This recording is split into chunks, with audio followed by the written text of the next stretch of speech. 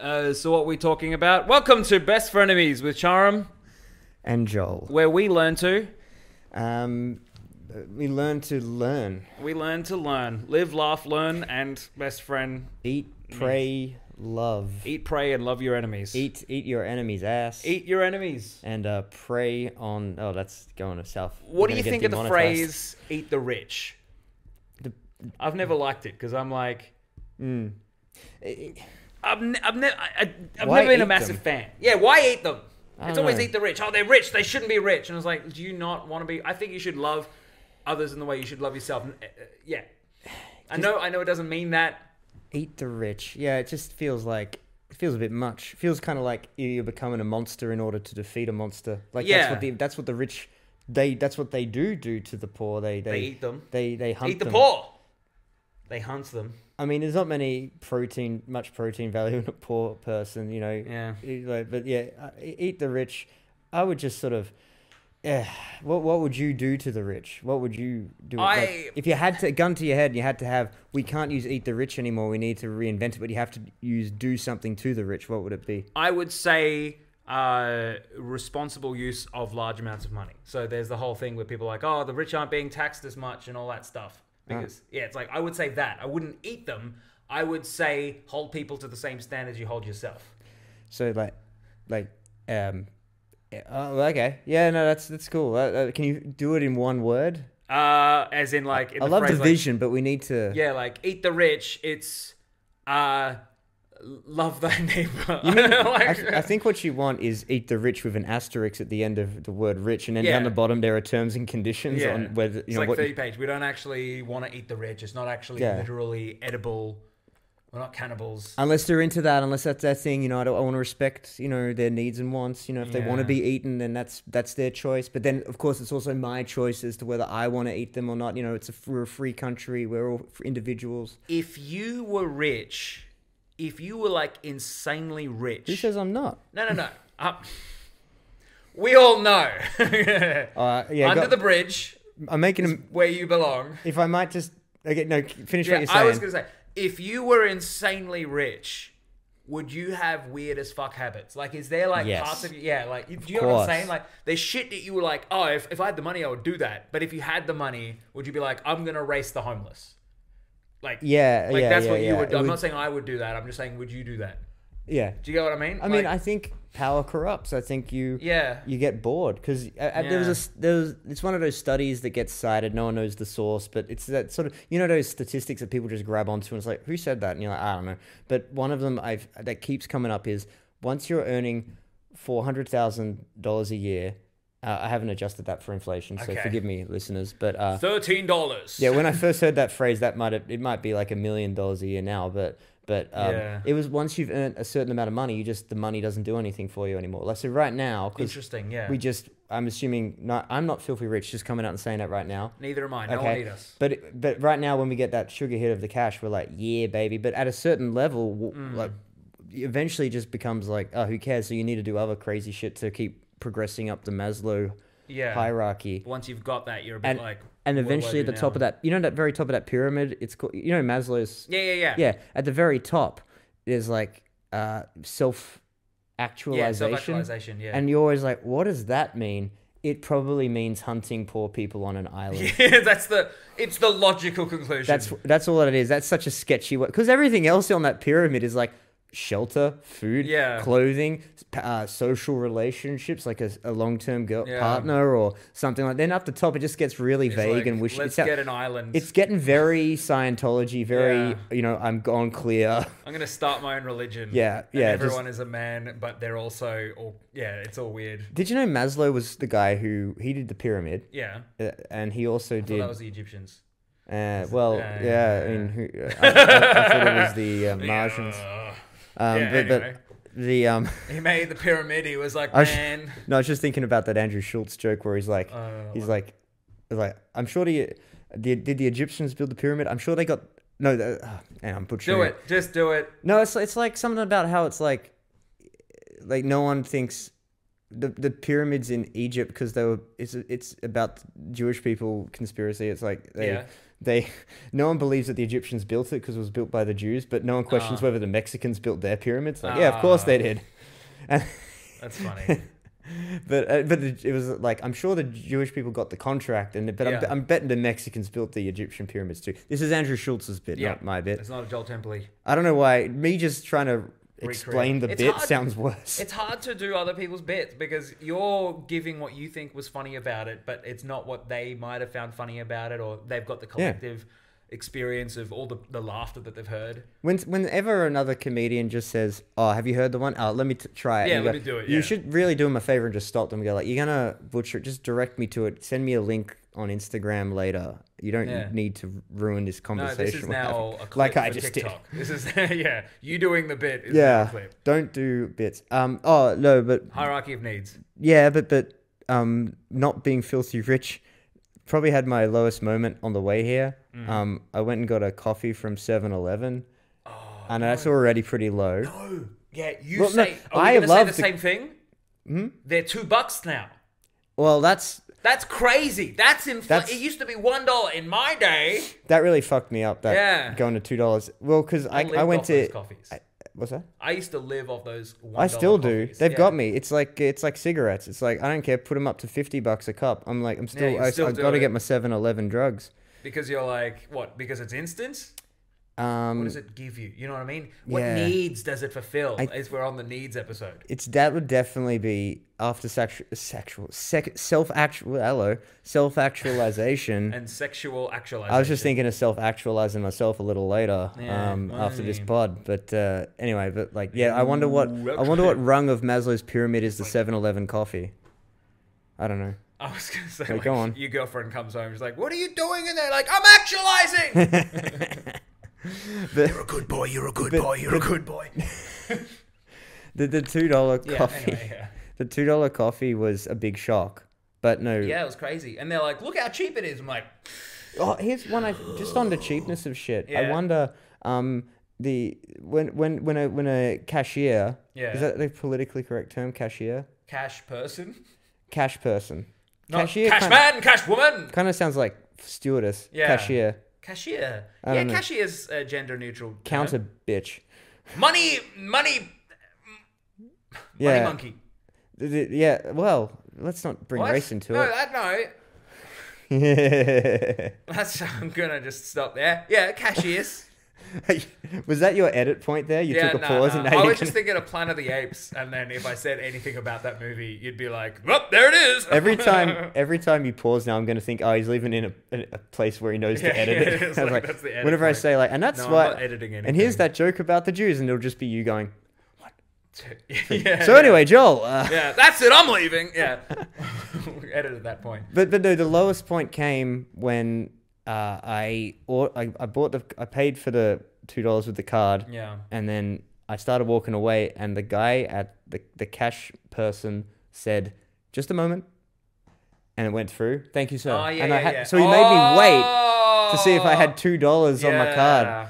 Probably because I'm dressed like this, but yes, you always look like you need a little. Extra. I don't dress like I'm a winning person. Yeah, that's two things I want to say. First thing is my goal is to be at the top of my thing is to be pajama rich. So fucking rich, I could rock up to a real fancy occasion in pajamas, and everyone's like, "Yeah, it just fucking came." Like here. Zuckerberg rocking up to the meeting in a bathrobe or whatever. Yeah. I have the opposite problem when I go to like petrol and 7-Eleven. I'm like, "Oh, is it done? Is it done?" They're like, "Fuck off! Get out of here, you rich bastard!" I'm like, "I just washed my shirt. I gotta know because I don't know if it's gonna go through or not." I thought when you rock up to a 7-Eleven, they're like, "Come on, Sharam, your shift starts in a few." That's why you were laughing. There we go. You could see it. You could see he thought of something awful. And paused to edit. Yeah, and there we go. Welcome to the podcast. Clip that bit. It's all right. Yeah. Your name's Sharam Namdarian, for fuck's sake. Come on, I gotta get at least 2. You got to know what it was like being when I went by the name Harvey.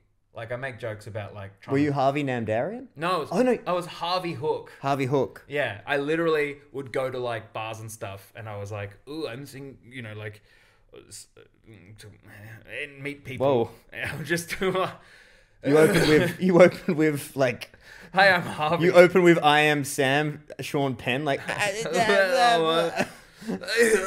And they'll be like, that's not your real name. And I'm like, yeah, you're right. I was an Uber driver, and because I was a very friendly guy, right? People would want to be my friends. Let's be honest.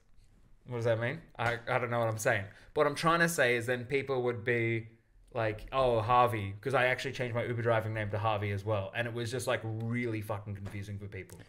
And it was just this weird. It's weird having two identities. That's why I don't want to have a stage name. Wait. So they even talking about it is fucked up because my brain is like I was like two people. But is it because why were they confused? Because they rocked up and it was a Harvey and expected what a guy looked like me and it was you? Two things. First of all, when my name was Sharam, they were surprised I spoke English.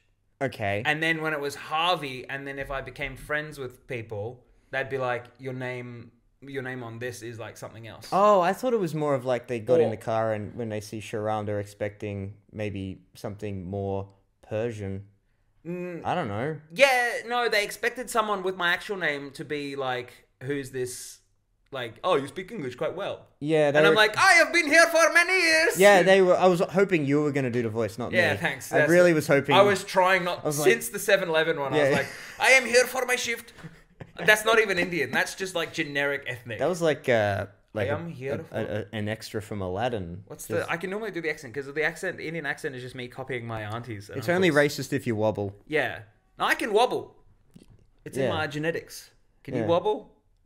Yeah, I mean, come on. What are you trying to... But the key to doing... Trying to get me cancelled. Okay, so here's the key to doing a really good Indian accent. Oh, finally. You got to add the pauses. There's key pauses where you're like, you are looking very handsome.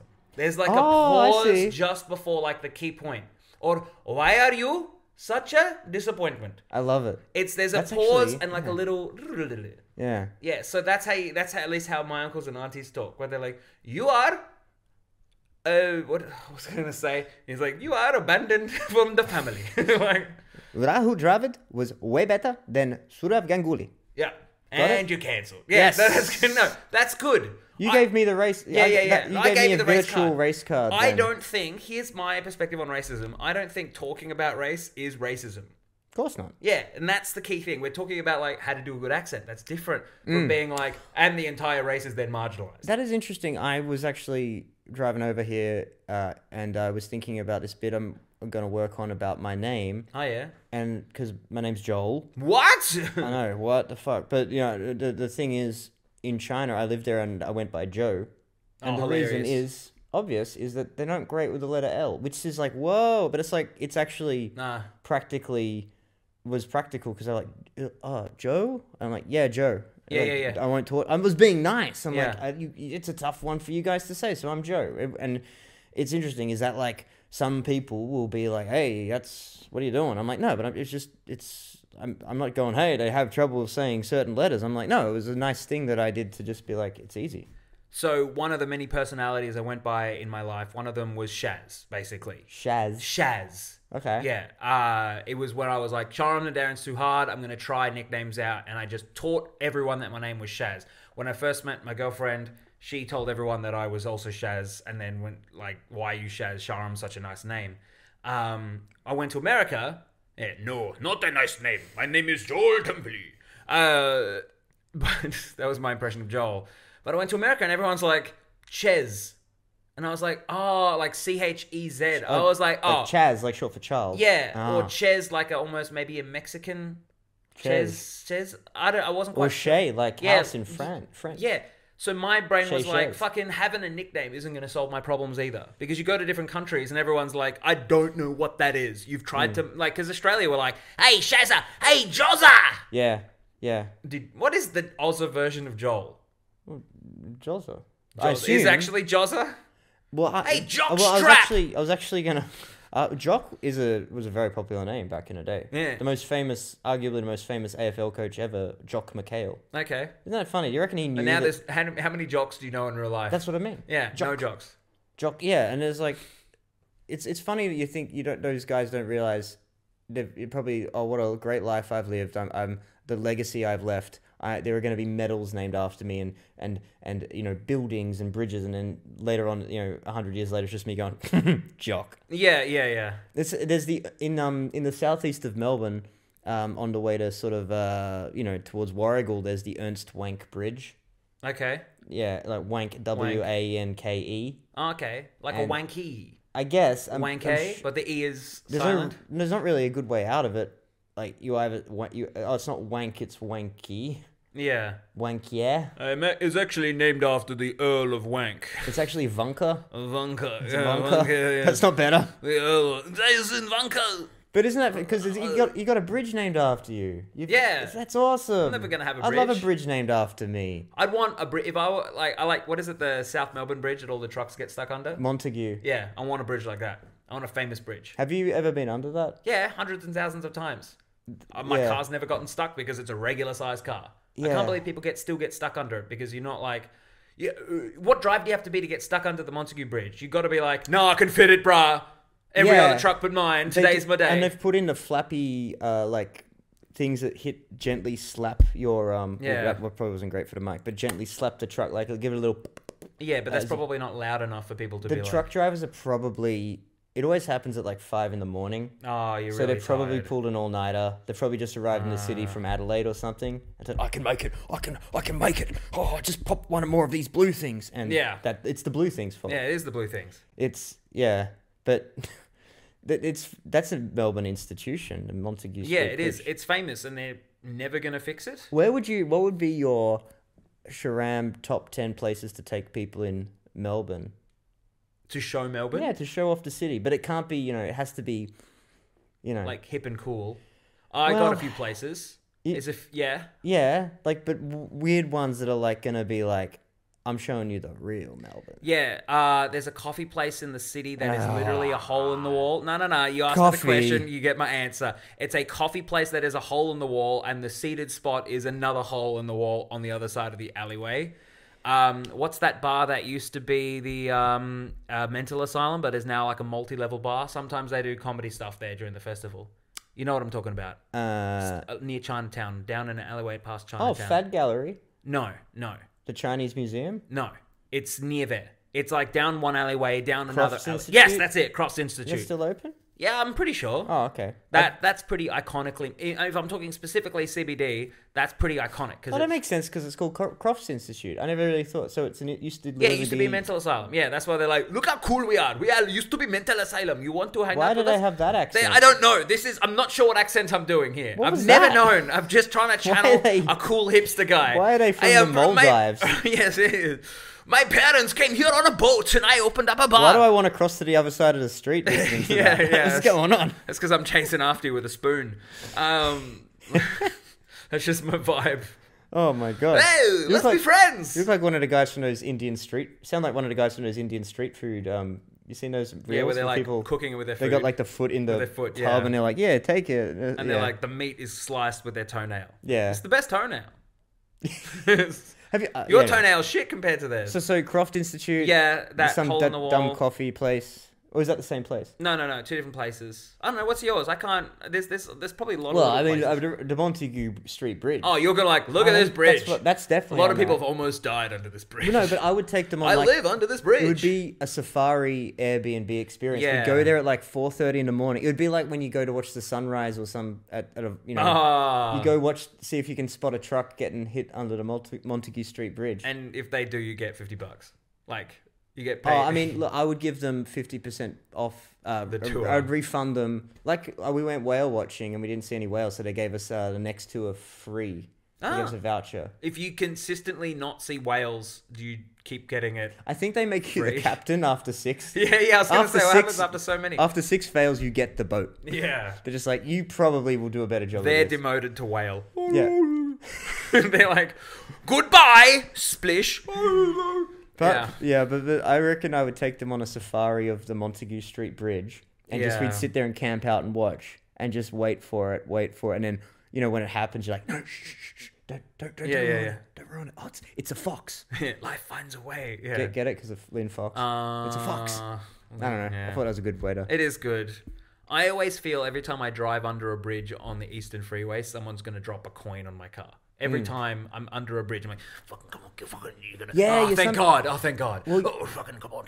That brings me to my next underrated. This is actually a genuine suggestion. Sorry, the Montague Street Bridge, believe it or not, was sort of a jokey one, but the bats in Yarra Bend, Sunset, on like that Yarra Bend Boulevard or whatever that crosses the Eastern Freeway. Yeah, I saw an insane amount of bats one time. It's crazy. It's Is really consistent? cool. I saw it once and it was just like hundreds and hundreds of bats. It dies down in winter, in the sort of summer and daylight savings. I think it's intense. Those bats are going to cause some serious accidents because even I was like, I want to take some photos. How do I do this? I'm driving at like 100 kilometers and I can't. It looks like, I bet a few trucks, speaking of it, on their way to the Montague Street Bridge, first thing they hit was probably a bat on the Eastern Freeway. Because they fly quite low. Oh, okay. I was like, I don't know. I'm just trying to bring all our bits together. The trucks drive high, is what I was thinking. But yeah. Yeah, no, like them hitting a bat on the Eastern Freeway foreshadows the future. You know, like in movies where they foreshadow stuff, you know, something happens, it's like, ooh. Through bats. Yeah, well, like in Get Out, they hit the deer, and that's probably a metaphor that I never really worked out. But they do hit a deer in that film, and then later on, the deer represents innocent, you know, whatever. I'll tell you an interesting thing about crows and crow imagery. Like it's interesting. It's very interesting. This is a high bar, but go on. Yeah, so crows in like a lot of Western media means like death and stuff. Like it's gonna generally come and murder of crows. Yeah, murder of crows. They're gonna pick at your corpse, stuff like that. In Japanese stuff, when there's a crow, it often symbolizes stupidity because it's something to do with the Japanese kanji for crow, or whatever the noise that the crow makes is quite similar to the word dumb. What noise is a Japanese dumb? No. What noise does a Japanese crow make? Dumb. Oh, I don't know what it is. Are you sure it's not? Suddenly I can't do that accent. Get rid of that. Nah, I made a real fun joke the other day. I was emceeing Red Betty, and I accidentally did a Japanese accent on stage, and I was like, if you guys thought it was Japanese, that's because you guys are racist.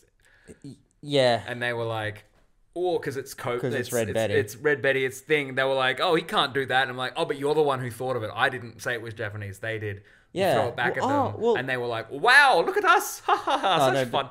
Were they usually... That was great. They were a good crowd. I love that. Was this last Tuesday? Yes. Oh, because I emceed the second half. Oh, and yeah. Absolute ass. I destroyed the first half. I had 4 minutes of... I actually did it right for 5 minutes. Yeah. 4 or 5 minutes. And then I think I did some material about like Ukraine, Russia. Okay. I wasn't like I'm not going to go into the bits, but you've probably seen the act. It's not like, hey, like, Russia's all right, huh? Like, what? Fuck Ukraine. Oh, not like that. But just they didn't. It's the kind of place where if you say a word, you when there's only 6 people left, they're kind of like, it's the end of the night. They're really tired. If 2 of them hear the word that they don't like, they hit the buzzer straight away. And it's not, let's hear him out. Then it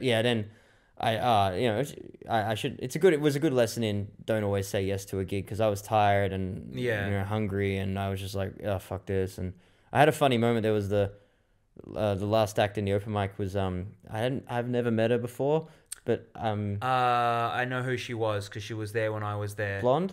Yes. Yeah. I'll tell you about her. She's got a real funny story. Oh, okay. She won't. I think it's Jodie Black. Yeah, that's it. Jodie something. Sorry, Jodie. Hello, Jodie. You got a great story.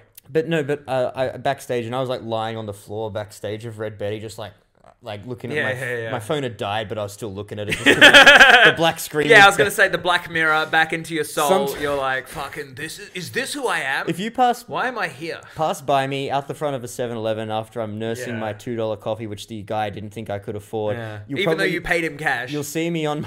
He's like, wait. He's like holding he's holding the money up to the sun, like. Yep, this is a coin. Rhodesian pesos. Yeah. But then he I'll be standing out the front looking at my phone, and you'll see it's just a black screen, just like this is better than anything out there. But basically, Jodie. She was last. She was last, and I saw her on my list that they'd given me, and I was like, Jodie, yep, cool. And I got out there and I did this next comedian is my favorite comedian in Melbourne, and I love her.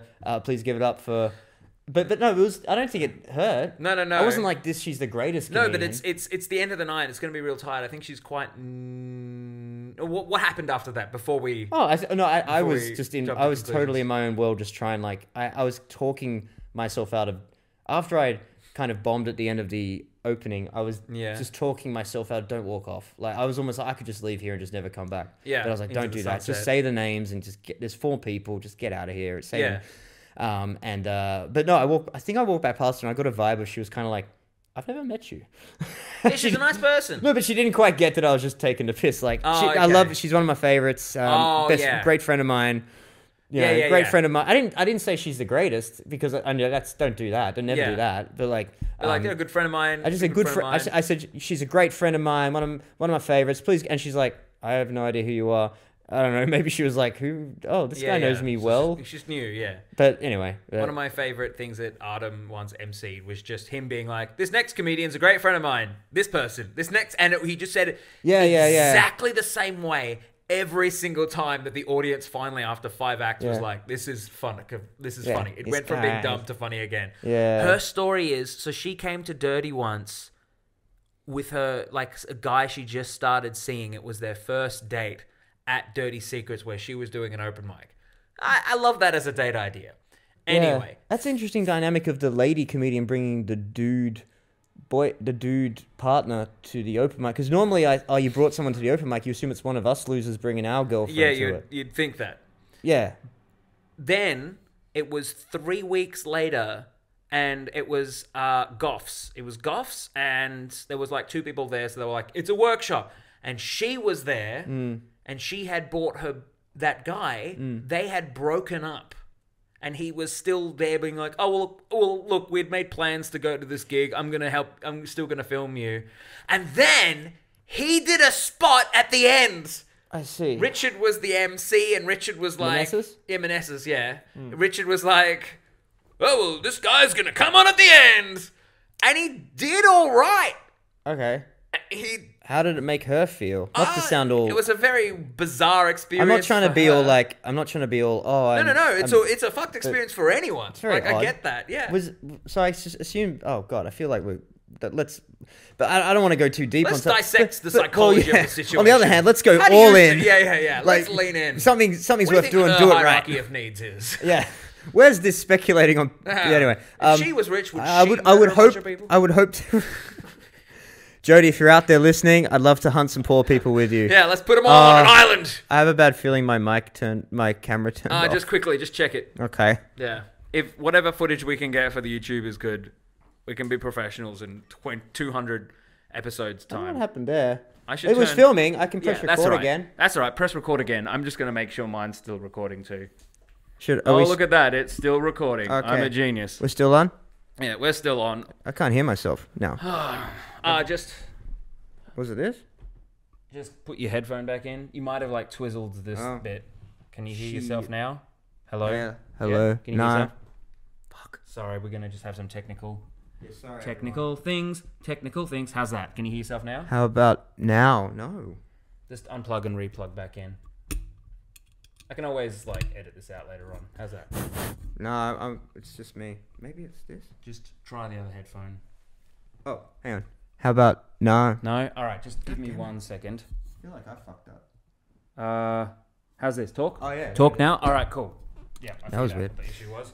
Anyway, the settings on that are backwards to this. That's a newer version of this. They must have decided. But just to put a button, put a pin in it. Put a pin in it. Table it. I don't know. I would hope that the split was maybe. What's the opposite of acronym? You want it to be aggressively bad? No. Oh yeah. I want it to be super bad or absolutely. Yeah, because you were like equanimous or not equanimous. You want it to be friendly. Yeah, but you're like, no, I want it to be the opposite of friendly. Amenable. Acrimonious is the bad one.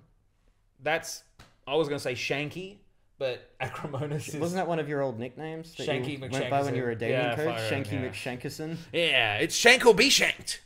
Hey, with shanky dating. Anyway, but it's interesting to meet, because I don't know. Lady comics out there, hit me up. I know it sounds really sus, but I want more lady comics at the gigs I run. So whenever I see a lady's name on a list, I'm like, a lady at an open mic. Yeah. Because I think a diverse gig is better. I agree. And I have fought with my right-wing American friends who aren't American, who will say that they're not right-wing, but I have fought with them. You fought with their right-wing American friends, but they're not American? Yeah.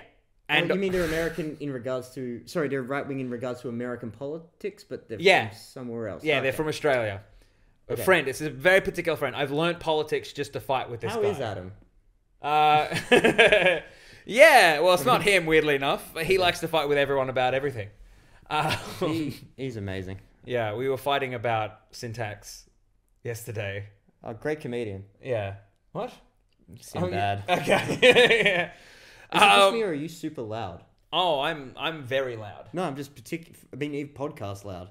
Or no, it's cool. I can adjust the audio. I can make you louder. No, I'm just very loud. No, go on. About diversity. Let's get into the weeds here. No, I've been thinking about it because I've been booking more, right? Like, it was really funny. You've been booking? Yeah, I've been booking, right? And so the first Cedar Fox gig that I booked it with Tej, got Tej on board, booked it with Tej, and then Ferdy made a joke, and he's like, "Oh, like 4 brown guys," and I was like, "You did the wobble for Ferdy." Yeah, on a Ferdy because he's a tall man. It's more like he's wobbling to stand straight. It's not really. It's not a race thing. It's just when you're that tall. There's a gentle breeze is gonna fall. You're gonna wobble. Yeah, he's a lanky man. That's what I'm talking about. I'll remember that when I talk to Akeeb Merchant next time. Because he's a tall Indian guy. I'm like, it's not because of your Indianness. The wobble, the head wobble keeps him in balance. Yeah, it's the counterbalance. Yeah. Remember that. Next time you're talking to someone does wobble when they're not doing an Indian impression, they're just doing a tall guy impression. Yeah, bring race into it. Yeah, exactly. It's not about race. It's never been about race. I'm exhausted by this. Yeah, but when I first started booking that, I was like, holy shit, actually, it's a bunch of brown guys. He pointed it out. I was like, I invited what I look like or what I'm familiar with. But I do believe in diversity because, like, people make jokes about what they're used to. Do you know what I mean? All the bald guys make bald guy jokes. All the brown guys make brown guy jokes. All the girls who are so-and-so make girls who are so... I'm just trying to sit cross-legged. I've been meditating a lot. Now I sit like this because I am a karmic bitch. I thought I was just about to get Russell branded there. You were about to get... Have you seen Neil... Speaking of your brethren, have you seen, Neil Kolkata? Yes. The videos he does of Russell Brand. Oh, yeah, where he's like, oh, yeah. He's like, Russell Brand meeting someone in a park on a date. We're in a park amongst the trees, and the trees are kind of like wobbling like my willy. Those are old. He hasn't done those in a while, I don't think. What's that? I used to follow him before I started comedy. Yeah. And I feel like he's been around for a while now. Yeah, I think he's one of those guys who might have started super young, like maybe in teens. Because he must be younger than me. And he's still doing it. What are your thoughts on diversity in a gig? Did we get to the bottom of yours? Oh, well, basically my whole thing is like different backgrounds breed different places that they make jokes from. And one of my things with one of my old ideas from when I was a relationship coach and stuff like that, when designing a good date, you actually want to have multiple locations that actually help you experience each other in different things. So when I'm designing a gig, I want to book people if you can, because sometimes people are hard to get, that actually lead the audience on different experiences. And so you try and have a lineup that it's not like 2 brown bald guys. I'm saying that about myself. Like, I won't put me and Bilal next to each other because it's like... Because it'll be like the Spider-Man meme. Yeah, exactly. Yeah.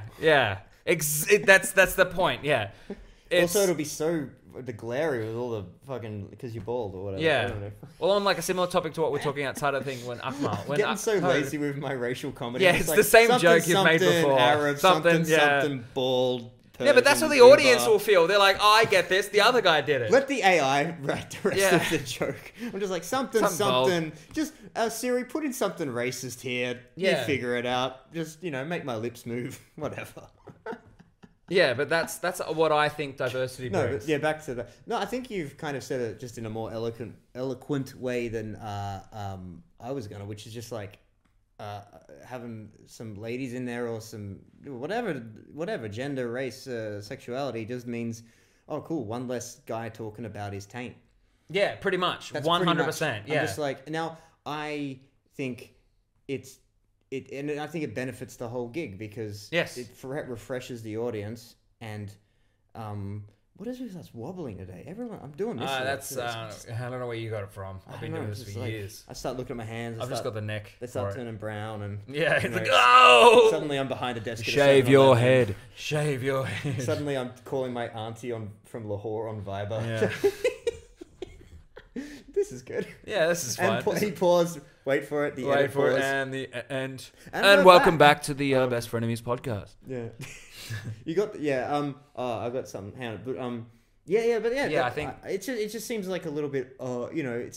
It's a hard one because it's hard not to pay it. Lip service. It's like, oh, you got a couple of ladies in there. Oh, you got a couple of gay people on your lineup. Oh, well done, tick the box. But it's also like, yeah, but like that's, it's win-win, isn't it? Like they get a spot and you're promoting diversity, and also the audience likes it, and you kind of the audience does like it because it actually does make an interesting show. I've had crowd members come up to me at some gigs going like, "Are there any ladies?" Yeah. Or you have one lady on, and the audience is like, "Oh, thank God." Yeah. It doesn't even. Here's the thing, in my perspective, because we're trying to create like different kind of emotional spikes in a show. It's like it doesn't necessarily have to be a woman. It just has to be different. Now, typically, if you have an all-male lineup, a woman is going to be the antithesis of that. But you have an all-straight lineup, you have someone who's gay, that's the antithesis. You have someone who's... Yeah, that's what I think when I think of diversity. I'm like, how do you... Like, up, down, left, right. I was going to make fun of you for fucking up antithesis, but then I remembered 5 seconds ago I said elegant. Yeah, there you go. So... And you said it so elegantly. Ella can't touch this. I was gonna say Ella can. Eloquent. That's one of my worst jokes ever. One of my worst jokes ever is they don't call them cantables. They're called cannibals. Because they can. I can nibble. Well, pause. Great. And all right. Yep. No. I had one in China when I was doing comedy there, because that's where I started. And, yeah. So in Chinese. No. Everyone asks me that, but it's it's gonna be. Yeah, I know. You got to say I started in China, but speaking in English. Yeah, just solve that problem. No, it's just the backpackers and shit. Oh, okay. But unlike backpackers at gigs in Did Melbourne, they know a show was there? Do you know what I mean? No, it was. It was like you being like, "Hey guys, what do you think?" You would love it because it was like 40 or so backpackers and sort of students and that kind of stuff who were or English teachers. Yeah, okay. Who were just like, oh my God, there's an English language comedy show. Yeah. And they were like pumped. So it was like, it was an open mic, but it was like, I remember one gig we had people outside. There was no space inside, but they could still hear. So it was, anyway. But, what was I going to say? Crap. China. What was I going to say? China, you're going to, I did a gig in China. No, one of my earliest jokes was about second. Really? Yeah, just a bit closer. Oh, has this been the whole thing the whole time? No, you've been... Yeah, it's fine. Whatever. Who cares? I thought I was really loud. I'll normalize it if I can. I don't know what that means. I thought I was really loud this whole time. Oh, now you mention it. Sorry, I thought he was okay. That's fine. Okay, I'm whatever. Just saying, second show blues. Fine. Now, but in China, I had an early joke where I... it was about secondhand smoking. Because it's one of those jokes that you just can't do here because you have to be in China and understand that everyone's smoking everywhere. And like... the joke was, they smoke everywhere. They smoke in the elevator, in the toilet, and then, But then I realized, of course they like secondhand smoke. They're a communist society. They're collectivist, and because it's not cancer you, it's cancer us. It's cancer us. I like it. Cancer us. I like it. One of the first jokes I wrote was like, I like to play D&D, which. Notice how I'm saying it because it was like I wrote it down and I'm like I've got to memorize it, and it was like it was very neural. It wasn't very it was like I like to play Dungeons and Dragons, which is convenient because I was already dressing as an elf. That was the and I was like there was a lot of stuff like that. Just, why are we dressing as which is weird when you're a bald, hairy Persian man. Oh, okay. It was it was just meant to be like, it's a misdirect. I'm trying to do like structurally correct comedy. It'd be like, because I was already dressing as an elf, but like, and people are like, what? And you'd be like, hey, my girlfriend, something about like, exactly. That's how your girlfriend. That's how you would say it now. You're like, I like to play D&D because which is convenient because I was already dressing like an elf. In the bedroom. I know you didn't float that joke for workshopping, but like, I'd say like something like, the implication of like, I started doing D&D, which is good because I always planned on never having sex. Yeah. Okay. Or like I never planned on, I want to do jokes on Warhammer. That's my that's one of my big contentions for this year. Warhammer's one of my real trigger points. It's a no-go zone. Really? Like racism, sexism, and Warhammer. Those are my three. You don't know enough about it. Those are my three. Why is it? Why? I'm just joking. Okay, cool. Because it is fucking hot right now. I actually wrote it as a thing. Space Marine 2. Oh my god. He's got a laptop and it just says Space Marine 2 and hypermasculinity. And there's a lot of swastikas. Yeah. But they're the good swastikas, don't worry. It's insane. So there's like Space Marine is a game. You're a Space Marine, you're an 8-foot tall superhuman in the Warhammer universe.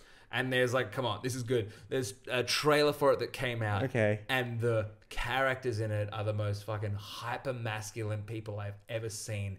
And I look at this. I spent all of yesterday just rewatching like clips, like leaked clips from the game, being like, there is something in this that I am missing from my soul. I have never been emotionally fulfilled by the potential of a game before the way this fulfills me. I see. Yeah. So when you say they're very masculine characters, remember I made the joke before about you and Bilal would be like the Spider-Man meme? Yeah, pointing at I each guess other. if you had like on your laptop here the character from Space Marine 2 and me, it would be like the Spider-Man meme because you'd be like, I can't tell it's so uber masculine. I have that with you and Oscar the Grouch from the Muppets. I see, it's you guys going, that's my trash can. Oh yeah, because see. The Spider-Man meme for you would be just a pile of shit and it's Sharam. There's a pile of shit and hi Sharam. I'm sorry. The pile of shit is sentient. You're a pile of shit. That's Sharam there. And I asked the pile of shit, I go, how are you alive? Because that's actually how I was born too. And it goes, the pile of shit also stinks. Yeah. Oh yeah.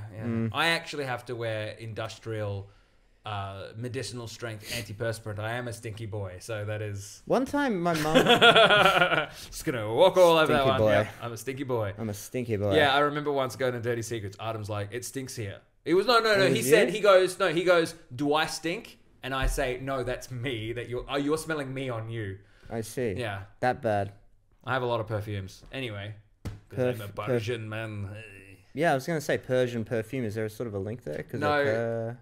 But it is actually really funny. Me and my girlfriend were joking about this the other day. I have next to my bedside table a hell of a lot of perfumes, and it is a testament. You know, it's like gifts when people like they know you but they don't know what to get you. Of course. And this, it's like I've got a lot of perfumes, and it's like weirdly it's all from my family, like my mum, my brother, and I like them. But I have so many now because they were like, "What do we get him?" I hear he loves perfumes, and now it's like I'll show you after. It's a lot of perfume. I can't wait. But yeah, you'd be like, "Fuck yeah." But aren't they colognes for a dude? No, I don't. Oh, I'm sorry. I don't know, and I don't think that matters. Have I just walked Does it matter? Am I like? Is this like? Have I just become my dad? Like, yes, sorry, son. This is my not understanding. This is my not understanding they them moment. Like, yeah. Aren't they bloody? They're colognes. When I was a kid, they bloody call them colognes. In my day, we call them colognes. Spaghetti cologne. It's interesting. In Germany, it's called Köln. The town's Köln. Oh, okay. Koln. There's a anyway, whatever. Yeah. I just want to he really has got Space Marine 2 and hypermasculinity. Oh no, I wanted to say about the stinkiness. My mum once she once came up to me and went like, she like said, "Joel, I think you should be wearing deodorant." And I was like, "Oh really?" And she went like, "Yeah," and she went, I'm not going to do it, but she went right into the armpit with like her nose, and she said, "Yeah, you stink." And I'm like, well, she didn't say it like that. She went, "Yeah, you're a bit I'm like, well, of course I'm going to smell if you put your nose like against right it. In there, yeah. Like, I mean, sure, you clearly, there was enough for you to be like something, but then you get right in there, it's like you shouldn't step into lava. It's hot. Yeah, I was gonna say that's like walking into a radioactive zone. See the way my hand has it's quite hot in off, there, and you can't even. The bone is now dissolving from. You probably shouldn't. It's like that. I'm like, what? It should stink. Yeah, a little. How old were you when this happened? Was this last week? What is this? Really? Not last week, but like, old enough for me to want to tell it on a podcast as some sort later of on paratherapy type thing. Well, I have another on an interesting stinky note. My personal trainer, I have a personal trainer, Adrian. I thought you said you weren't rich. Huh? I thought you said you weren't rich. I spend my money on the personal training. I spend it on 7-Eleven coffees. Thank you, 7-Eleven, for now doubling the price. Health is... Check your thing if it's on. Bollocks. That's all right. Why does that keep happening? I'll tell you this while that's happening. I was wondering what the little dingle dongle is. Yeah, I think it's my stupid... I think the battery's running out. All right, if your thing dies, your thing dies. Doesn't matter. I'll just do what I did last time. I'm just recording again. It's cool. Yeah. So my personal trainer moved gyms. He went from my favorite Crappy Time Fitness or Anytime Crapness, Anytime Fitness, which is like just walking down the road from me. Just call it Anytime Crapness? Yeah. Why? I just like the the play on. It's not even a play on words. It's a play on crap. Like I used to go to Zap Fitness. I used to go to Zap Fitness, and I used to call it Crap Fitness or Zap Crapness. I think it's funny. All right, it's a me joke. Anyway, what I'm trying to say: anytime fitness, anywhere you go in the world, they will give you antiperspirant deodorant cans. They're always there. My personal trainer moved to a much more reputable gym. F45? It's like NRG. It's like this hectic. Like everyone there. It's hectic. It's hectic. It's hectic, bro. Hectic is the word that the gym people use to describe it. It's a terrible adjective for a gym. That means it's busy and there's no room. And no, it is spacious, and it is everyone there is like space marine, hyper masculine, even the women. Right. They all look like fitness models. I'm like, I should have a phone between me and them in order to feel comfortable. On all the TVs, there's so many TVs. That's funny. And the TVs, I'm glad you like it. Yeah. All the TVs have bodybuilding competitions playing on them all the time. That's what I mean by hectic. There's so much equipment. It's such good equipment. But they do not have deodorant cans there because, in my opinion, they assume that if you're working out there, you should have figured out stinky time. Oh, so you should be at that rung of Maslow's hierarchy. Where you're you've solved stinky time. You've drunk enough virgin blood on Epstein's Island to have cleansed the stink out of you. Yeah, exactly. You should be You should be floating. Haven't you work out here? Haven't you been to the island? And the doctor got rid of the. Why do you work out? Haven't you transplanted your body to a more superior body? Didn't you have like surgery to remove your sweat glands? That only costs like $20,000. Yeah. I mean, you eat it afterwards, and it gives you 10 extra years, even though you're already immortal. You don't. It's pretty fun. You mean you don't use your removed sweat glands as like the zucchini or whatever when you go to the day spa? You just you have your sweat glands that, and you're just like, No, I like to use the sweat glands of others. I like to use the sweat glands. I use the sweat glands of the poor people I've hunted. I was going to say... Oh, sorry. Yeah, no. I was going to say the Ukraine-Russian war is just my source of sweat glands. I see. That's how rich people are. In a century, they'll be calling that the sweat glands war once there's the big reveal. That was an interesting way to end that riff. Yeah, there you go. The sweat gland war. Yeah, later on. Yeah, it's like... Good luck with that, turns AI. out it was just a harvesting war. What's the program you use to come up with all the clips?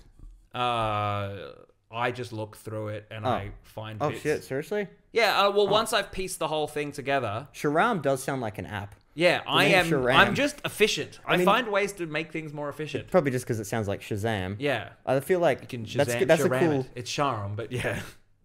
Whatever. But Sharam on you, Joel. Hey, that was... Did we talk about that last week? That's the original name. Sure. It's gone. That's fuck your camera. Look at this camera. Look how sexy that camera is. No, but I feel like, maybe if we hung out more, the running joke I'd make would be when I hear a song I don't know, I'd say, well, ask him. Just tap him. And I'm like... This is tough. Yeah. I'm listening. I press you long enough and you just stay on. You're just constantly listening, always listening. Have you ever done that? Have you ever put it on auto Shazam, walked around and you go to Coles and it's Coles radio, or you hear I haven't, but I once picked up a song's jingle. It was the Telstra jingle. Oh no, that sounds and I'm weird. It's a Telstra. I guess this must be a real song, and they've taken it. And I was like, no, it's the Telstra jingle. They found it on Shazam, and I've got my Shazams linked to a Spotify list. Yeah. So Spotify played the Telstra and then it just jingle. Adds it to you. It just went on and on and on. And I like those automatic lists that Shazam creates because it helps you go through periods of your life. You're I was listening to that. Yeah. And you go I was on a holiday here and I was listening to this thing and it's fun. It's nice. Actually. I like going through my Shazam playlist on Spotify because it goes from Creedence Clearwater Revival into something by Dr. Dre. It's always nice. I'm obviously. Here's a thing that is something I want to write jokes about. It's an interesting premise. How streaming platforms, now we have more of a relationship with the platform than we do with the actual content.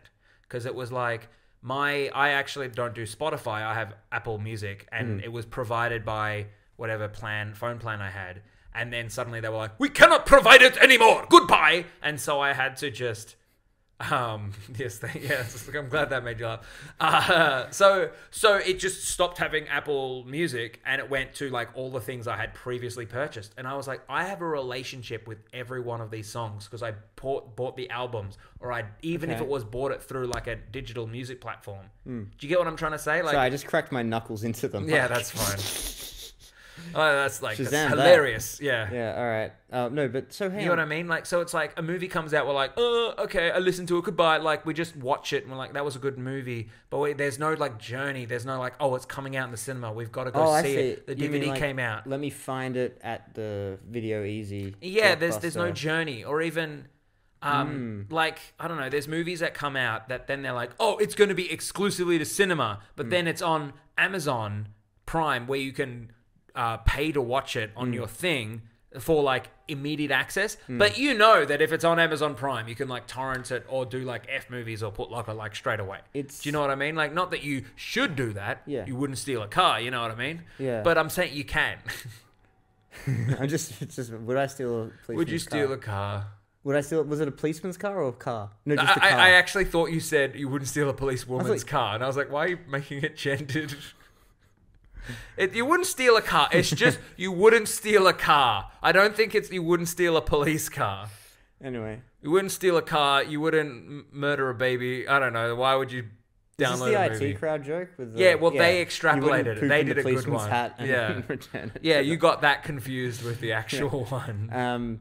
Yeah, I know what you mean. Like with what was it? The premise? It was you'll have more of a relationship with the platform than because I'm things on the platform. Yeah, because I go, I like Netflix. It has these kinds of movies. I like this movie. Okay. Unless it's like absolutely phenomenal, where you tell your friends. It's like the platform itself is like, yeah. I find it very hard to watch a lot of things now because I feel like it's just so skewed towards me staying on the platform rather than just you'll like this film. Yeah. I watched something the other night called Hitman, which I thought was trash, but all the reviews High Intensity Training Man. That's a hit. Yeah. Yeah, it's every time I see it I go, yeah, anyway. That's a joke I make to my girlfriend. I'm looking at a camera to stop. Yeah, you're like serves me right. Like it's your dead camera. I'm still doing it. I'm looking at a camera, it doesn't work. It's the symbol of your relationship. I'm on that rung. This is what rung on the Maslow's hierarchy is looking into a dead camera. Yeah. It's just above the island of homeless people. Yeah. It's just above that. Isn't that Rot Nest? Rot Nest? Those are quackers. I was thinking also about like if I was super rich, it'd be like, have you seen that show like Love is Blind? See, that's a show you have a relationship with, right? Love is Blind, where they just get a bunch of people and they're like, hey, you should date, but you've got like a screen between you, so you can't see the person. So it's about personality. I feel like I do a Love is Blind, but in real life, just for myself. No cameras. I would like to know more about the blind. Like, what kind of blind is it? Is it like a twisty blind? You can sort of look through, see like you get every 5 seconds you can go like that, and just for 1 second. Like just a quick second. Just a quick sample, like, I'll tell you something really interesting. As interesting as the blind bit I just did? So just as interesting. I got more, but go on. Not any more or less than your blind bit. Victory, blinds. 131399. Love is Blind Japan. Yeah. Love is Blind Japan. Because they're all pixelated.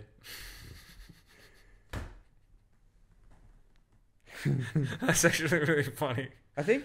It's funny for me. Sharplin has a joke about that where he's like the porn. No, his Japanese wife is pixelated. Oh yeah, okay. But I don't think I'm stealing it. No, it's along the same lines. Well, so clip it. Yeah. Love is Blind Japan versus Love is Blind like Mexico are two fucking entirely different shows. It's insane. The Japanese, they're really polite. They're like, oh, I like the way they speak. It's really nice because they can't see each other. They're just basing on personality. The Mexican one, I think it's Mexican, is just like. Bueno. I love you. I hate you. I love you. I can't remember if it was Mexican, but it was just like South American. Just insane. Just like one end of the spectrum, the other ends. It's just like you want to learn about race without being like, oh, it's not, like discussion of race is not racism is what I was saying before. It's like that's one way. The first thing I want to know about... too afraid to talk about it. The first thing I want to know about a culture is like, what are you racist towards? Oh, okay. Like you go to Vietnam and you're like, how about the Chinese? And they're like, no good. I'm like, all right. I learned 90% about you, what you're all about there. Okay, yeah. I did meet makes you safe too. I met a Vietnamese guy in Hue in Vietnam. He was a guy who ran the hostel. And I just was like, we were just doing that idle chit chat about like, oh yeah, traveling in Southeast Asia and Vietnam. You go far enough north in Vietnam, you can cross into China. And he was halfway through a pho. Oh yeah. At the phone, he's like, China. No. Oh really? And I just was like, do you mean like no? Like I'm wrong? Like it's not there? He's just like, no, China. Nah. Does that mean a Vietnamese person who goes to, or a Chinese person who then moves to Vietnam will have like internalized racism? Like internalized misogyny? Or is like you mean they'll be self-loathing or something? Yeah, like because I'm Chinese, sorry. Yeah, I guess so. Yeah, like because that's interesting. I think internalized, like misogyny, racism, stuff like that's quite interesting because you're like, I realize like I would do stand-up because Ferdy did stand-up. He's like the same background that I am, Zoroastrian. And I was like, I didn't know we were fucking allowed to do this. Like that's literally, when I saw him do it, I was like, I didn't know we were allowed. Allowed to shit on yourself. Yeah, allowed to shit ourselves on stage for money. Because I was like, we have to, doctors, accountants, have 100 babies, further the species. Is that because you're like, feel the need, like you're, being a minority, you're down the bottom, so you're kind of like, we gotta like, whereas we're at the, we are at the top. Of the pyramid. No, and we want to stay there, so we're like, no, we're not that, like the white person trying to be a victim. We're like, no, come on, we have problems too. Yeah. Sometimes, we have to deal with listening to your problems. Like 2 years ago, they doubled the price of a 7-Eleven small coffee. Like, I'm going through shit too, man. Yeah. I'm going through shit too. They won't let me in anymore. Even though I give them the money. It's insane. Even though I yell racial epithets at the staff, they still won't let me in. Like, what's a couple of, I don't know, whatever. But even though I do it, no, I mean, just because whatever, delete this part. No, I'm not deleting anything. No, I just remember even though I do that implies they enjoy it when I do yell racial epithets. They're like, this fun, but I have to ban you. I meant... Sorry, Joel. Just because I do that. That's what I meant to say. Yeah. But good I'm getting it out here, not at an actual show. Yeah. Anyway, what were we... Maslow's hierarchy. Oh, yeah, we're talking about learning about cultures and... Yeah, like internalized racism. Internalized racism. Oh, yeah. Oh, no, my idea was like, okay, cool. I think we ticked the box there. That was on there, yeah. Internalized racism. Yeah. I must have written that. All right, the rest of Joel's life story. Why is some of it capitalized? I don't know, man. I don't know. Some of it. Why have you put Star Wars Acolyte there? Because I was like, hey, let's talk about Star Wars. I just wrote a bunch of topics down. Actually, it's topical. Star Wars Acolyte. Let's get the YouTube algorithm. Well, with Star Wars Acolyte, I was thinking this the other day. There's a Seinfeld episode. I'm holding it too far away. That's fine. There's a Seinfeld episode where Elaine gets tricked into a date because the guy's like, I bet you Dustin Hoffman was in Star Wars. And if I'm wrong, you owe me a date. And the whole thing is like, he just tricked you into going on a date. He knew that was wrong. Yeah. And back then in like 1992, whenever that joke was made on Seinfeld, I'm like, yeah, Dustin Hoffman is Star Wars. That is insane. And now there are so many Star Wars spin-offs that I'm like, maybe not only could he be, I'm like, maybe he has been. Like if you did that joke now, 30 years later, you'd be like, that's a good bet. I'd be like, and the cartoons? He might have voiced someone in freaking Clone Wars or whatever it is. Yeah. I'm just like, Werner Herzog was in The Mandalorian, for Christ's sake. Of course, Dustin. It's weird that he hasn't been in it yet. Yeah, it's actually everyone should be. One day, I want to be in Star Wars. I would love to be in Star Wars. And when you add it add the fact that a lot of those old actors have been through a divorce or two and need to pay for it. Like De Niro. You think De Niro wants to do Bad Grandpa 3? I think he would want to do Bad. Okay, bad example. I would want to do. If I was him, I'd be like, let's get the Bad Grandpa cinematic universe going on. He only did Taxi. He only did Taxi Driver so he could do Bad Grandpa. The universe. Yeah, this is just. It's part of the cinematic universe. The BGEU. Yeah. The BGEU, the Bad Grandpa Extended Universe. You think you're in a small, it's what's his face? At the end of Iron Man or whatever. Eye Patch. Oh, Nick Fury. Nick Fury, yeah. Oh, you're doing it. Oh, I want to hear this. He was like, you're in a much bigger universe than you realize. That's my Nick Fury impression. You like the Bible, Iron Man? Yeah. You like the Bible? Do you like the Bible, Black Widow? When is he going around asking people if they like the Bible? I've watched it all. I don't remember. It's a bit like there's the Louis C.K. bit about Good Will Hunting on his latest special where he's like saying like, Oh, I've only seen the Goodwill. That's all right. I've only seen the Goodwill Hunting bit, but he's like talking about how Matt Damon. It's like that line, like where he goes, "You like apples?" Oh yes. And he's like, because he wrote the fucking movie. He wrote the movie. Of course, he likes apples. What? Yeah. He's like, do you like apples? No. He's like, come on, man, you love apples. Yeah, let me do the apple bit. Yeah. But it's like that with I've lost track. But like, it was like that with what line were you saying? Yeah, it's the Bible. Like you read the Bible. No, you said the Bible. I said you're in a much bigger universe or whatever. Well, no, whatever. But you were going on like, who goes around asking, do you read the Bible? It's like, like, surely you'd be like. You'd interrogate it a bit more. Like, you just start reading a Bible verse and like, hey, what's going on here? Yeah. But, we're really getting picky there with, it's a stylized script. But Bad Grandpa, what's his name? But back to Bad Grandpa. Yeah, he goes, you're in a... What's a De Niro voice? The cat doesn't even... Fuckers. Jixie cat. You tried to milk him, didn't you, you sick son of a bitch? Your face for this is insane. You tried to milk him, didn't you, sick son of a bitch? Now say you're in a much bigger universe than you think in that voice. You're in a much bigger universe than you think. I like you. Yeah. I don't like you, but I like you, but I don't like you. Yeah, your face. I need like a insane. mole. He has a mole. Have you seen...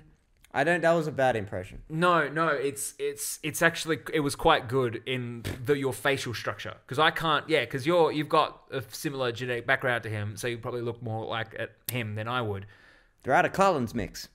No, I just didn't. Have you seen what's bad? No, it's another neighborly movie. It's one where Bad Neighbors. It's Zac Efron, where he's like Zac Efron and Dave Franco and Rose Byrne and Seth Rogen. Yes, that one, and they're doing a. Dave Franco's. He's like, I'm coming for you. It's brilliant. Yeah, they're all doing impressions. Awesome. They're all doing impressions. Who's the actor again? What's his name? Dave Franco. No. That they're doing impressions of that we were just talking about. De Niro. Yeah, they're doing a like De Niro the greatest party. actor of the 20th century. Yeah, they're doing a De Niro. I'm bad at names. De Niro party, and it's one of the best little random things ever. Do you have like a go-to impression? I mean, you obviously do 7-Eleven Uber driver. Yeah, angry that's Pakistani dad pretty well. And I'm just saying it because you've done it like 5 times this pod. You've just for no reason gone. Yeah. I don't know if I have a go-to one, but that would probably be it.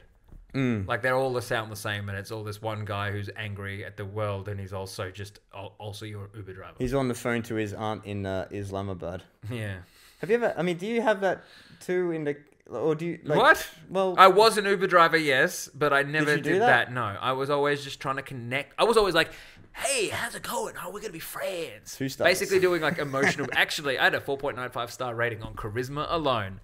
Thank you very much. Oh, did they do it like Booking.com? I don't really. They rate you. You have to rate them afterwards. And you have to. It's split by like. It's 5 stars. What are the categories? No, it's just like the audience, the customers will just rate you out of 5. That's it. Oh, so you can't be granular about it. You have to like. His driving was great, but he was annoying as fuck. Oh no, then you can give like, there's like little awards. Where it's like nice driving, good route, like stuff like that. Good route. Oh, yeah, right. Good route. No. I'll bet. Good navigational route. Attempted route. Yeah. Attempted murder and burying a body. Very good. A faster route's available. There's a drunk chick running a pickup. I remember it because she'd be easier to route. I love faster that for route you. available. I love that for you. Pause. Nah, it's fine. Leave it in. Leave it in. There was a period of time where when I first started, I wish I hadn't said drunk chick. Yes, I wish you didn't too. I wish I just said woman. Just say human. Drunk woman. Drunk human. Inebriated human. No, just regular human. Who identifies as a female. Of good internal standing. Anyway, what I'm trying to say is when I was driving, I used to have like this internal rating. Everyone started on 4 stars. If they were good, I gave them 5. You sound like such a bitch right now. Yeah. If you're good, I'll give you 1 more. Yeah. But if you're naughty... If they were bad or they were late, they started at 3, which meant if they were good, they could only get up to 4. And my rating got better when I just gave everyone 5 stars. Because I was like no longer judging them, no longer rating them. It's one of those things where you're either 4.9 or 5 or 0, right? There's no like 3-star Uber driver.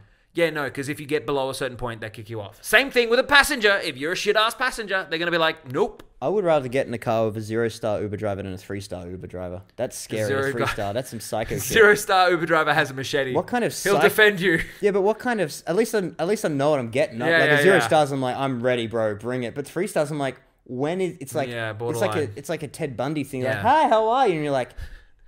Zero star Uber driver is funny. Zero star Uber driver is a guy who will like defend you in the zombie apocalypse. It's like you get in his car, I'm assuming their car, and they're like, yeah. It's a good Twitter handle at zero star Uber driver. Yeah, that's a good one. Yeah, fuck. Have you ever been proud of We're so like trying to be like safe and political, like we're like and failing. We're failing. So it's really funny how we're trying so hard as well. I'm really taking liberties with the fact you're whatever this is. Yeah, whatever you're like I get permission. It's actually now. Really. This is why you do podcasts with different ethnicities. It's really like from East Europe all the way to like Southeast Asia. I feel like I'm covered here. Yeah, pretty much. I'm just gonna press record on this. That's all right. Keep going. I think we're gonna wrap up. We better wrap it up. I just want to make sure that we'll get the wrap up, baby. Yeah, no, but it is because that's what I was thinking. Like when I traveled through Europe for a bit. Bloody fucking da.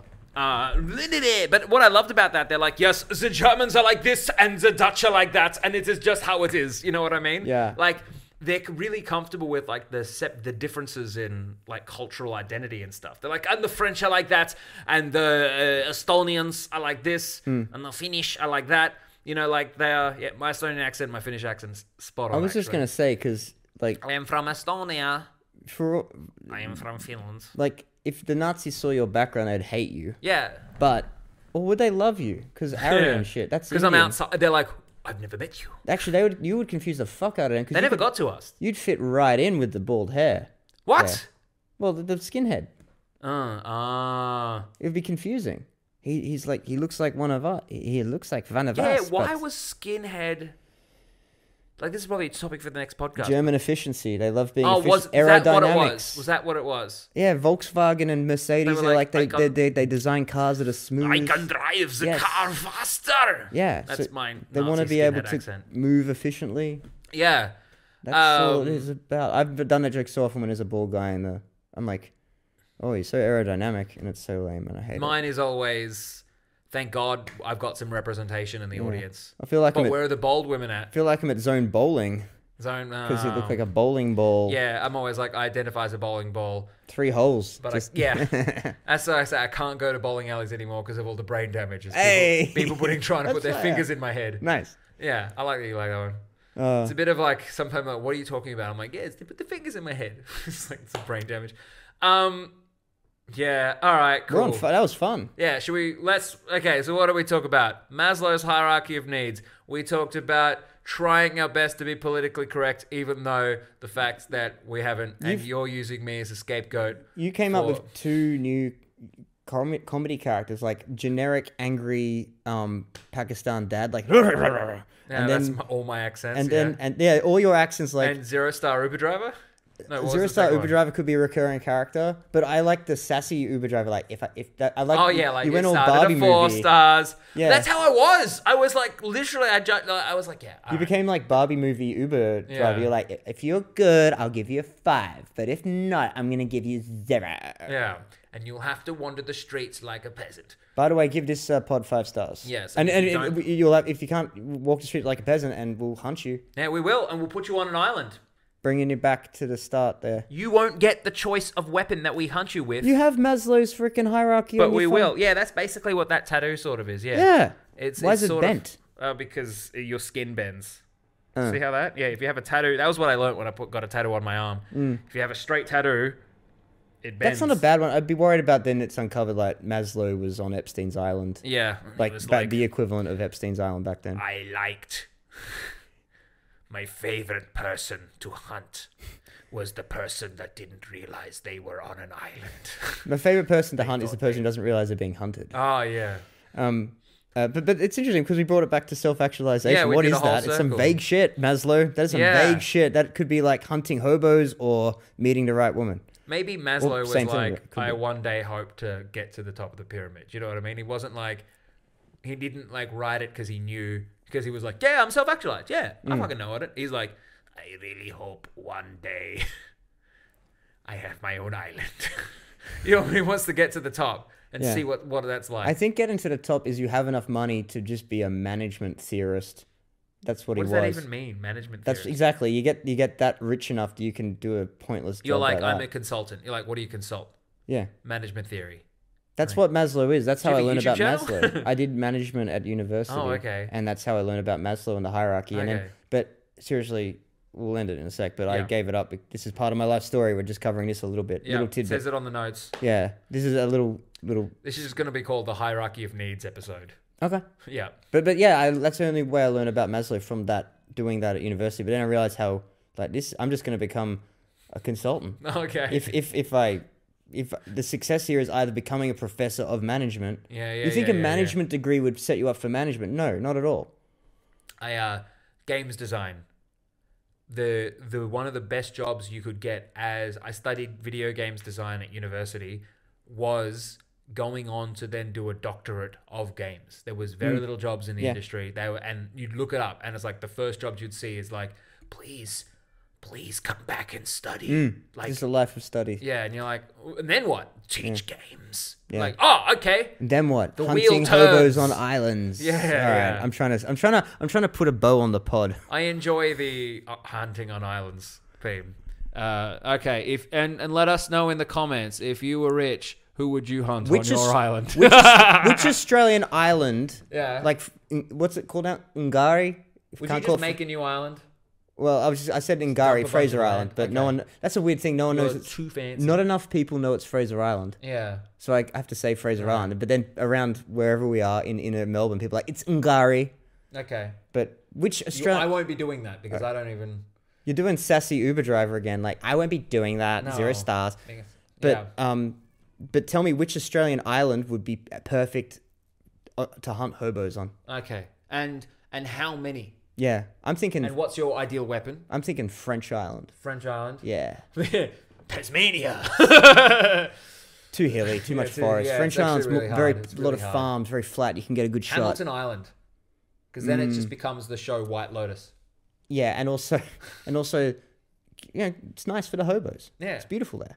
Beautiful island. So what would your ideal weapon be? Is it a gold-plated rifle? Mine would be a bolt gun from the Warhammer universe. Mine would be my intellect. Oh. I'd convince the hobos to drown themselves. Mine would be my very sharp wit. No, that's funnier. My sharp wit. Are you sure you want to live? It's like, I'm not going to kill you. I'm just going to talk to you. Yeah. And then you're going to kill yourself. That's from Sherlock. Oh, is it? Oh, it's the first episode of the Benedict Cumberbatch Sherlock where he... I love that show. I recently watched it all. Yeah. But I can't remember that.